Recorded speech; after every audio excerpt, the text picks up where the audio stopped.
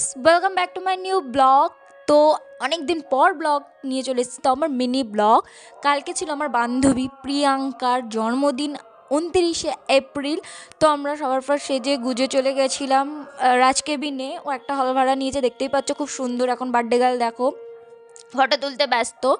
তো দেন আমরা প্রচণ্ড পরিমাণে মজা করি। আমরা ওখানে কী ছাবলামি মারছি আমরা নিজেরাও জানি না, কি বলছিলাম। তো আমরা নাচানাচি করি, কিন্তু নাচের ভিডিওটা আমি দিতে পারিনি, কারণ কি এতটা বলদ আমি। নাচের ভিডিওটা দিতে গিয়ে দেখি যে গেছে, নাচের ভিডিও উড়ে গেছে।